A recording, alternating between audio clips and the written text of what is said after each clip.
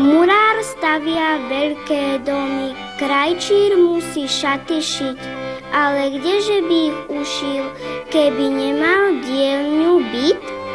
Pre spoločný úžitok má každý svoju prácu rád. Každý musí niečo robiť, maličký môj kamarát.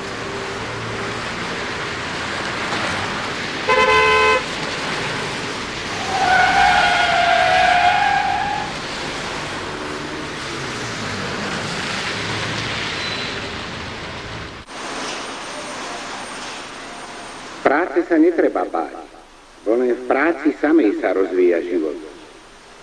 Ak by sme bez práce ostať chceli, to nám na svete nik nepomôže, bo žije len to, čo pracuje a robí, a iné hlivie a hnie a hnie a hnie.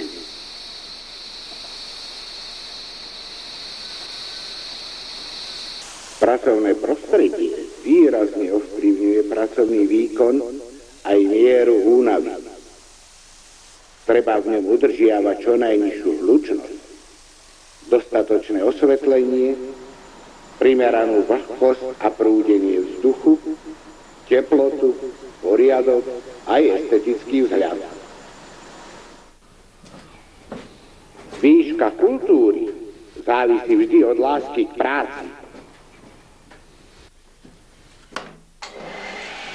Keby bola práca jednoduchá, neboli by sme vôbec potrební. Tvorivá práca je ako plameň. Je vážnym a veľmi zaujímavým napätím.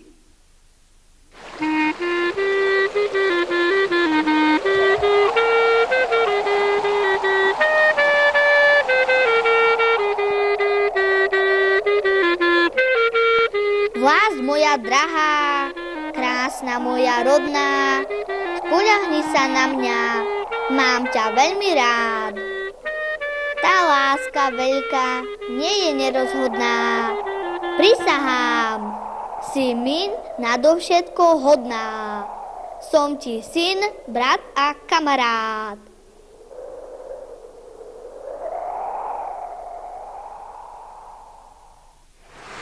Ľudia sa správajú voči svojmu prostrediu vždy aktívne. Už v staroveku budovali významné cesty. Najskôr prašné, potom ich pokryli kameňmi a štrkom. Stav ciest sa stáročiami zlepšoval, napokon štrkové cesty nahradili asfaltové. Neodmysliteľným výdobytkom modernej doby sú diaľnice.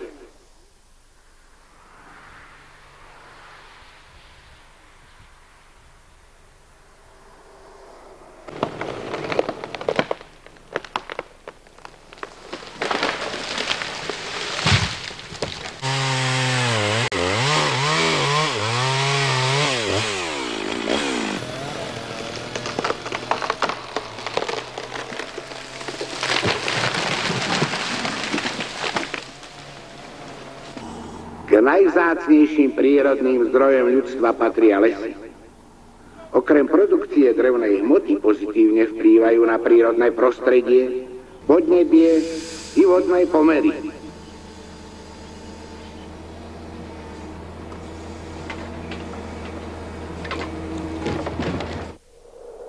Les lesy sú aj zdrojom zdravia a osvieženia. Preto sa v nich musí hospodáriť v súlade so zákonmi biológie, ekonomiky, so zásadami citlivého vzťahu z hľadiska ekológie.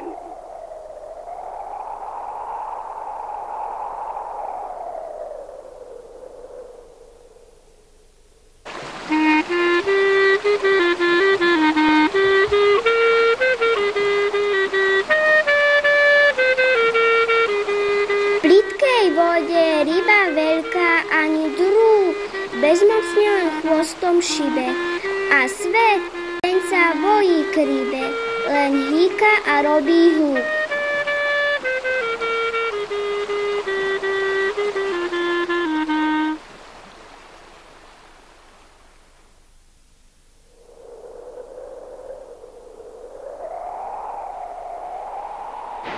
Človek vodu priam miluje. Preto mnohé rieky a potoky spútal do betónových korít, aby tak vodu racionálne využil na uspokojenie rastúcich potrieb výroby i obyvateľstva.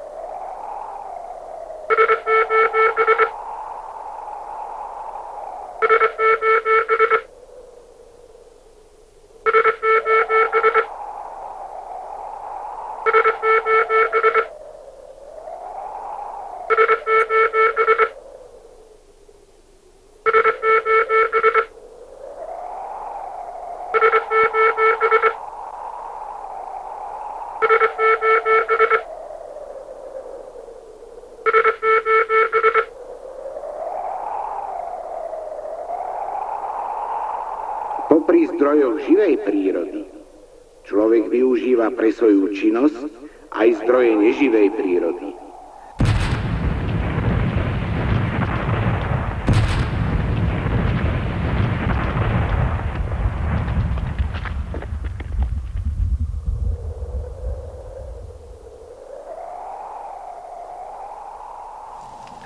A aby sme prírodu chránili, ľudia vymysleli mnoho zákonov, ktoré majú matke prírode, ale i nám všetkým pomáhať.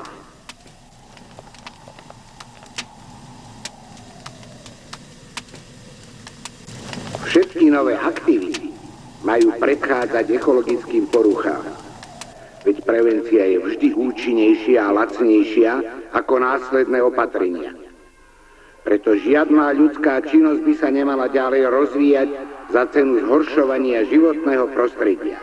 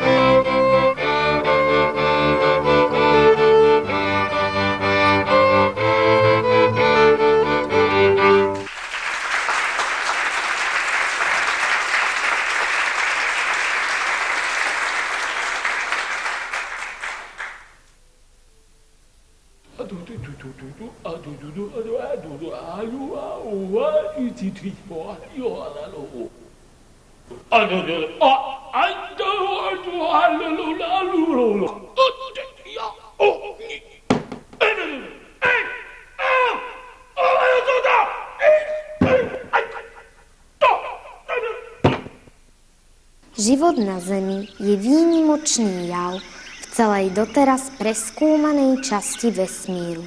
Predpokladá sa, že vznikol z neživej hmoty v podmienkach, ktoré boli na Zemi asi pred 3 až 4 miliardami rokov. Postupne počas miliónov rokov sa vyvíjali rôzne skupiny stále zložitejších organizmov.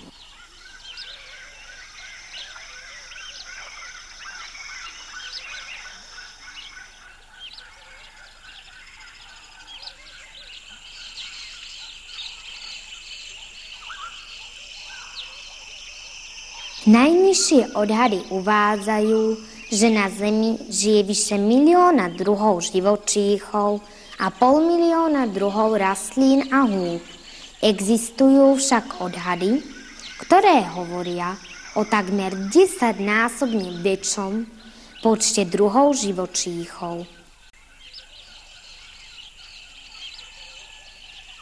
Každý organizmus má súhrn dedičných genetických informácií, ktoré sa prenášajú z generácie na generáciu. Ak niektoré z informácií zmiznú, nemožno ich nahradiť. Príslušný druh organizmu vyhynie, čo je nenahraditeľná strata. Práve preto v ochrane prírody sa prejavuje naša celková úcta k životu, k jeho neopakovateľnosti a kráse.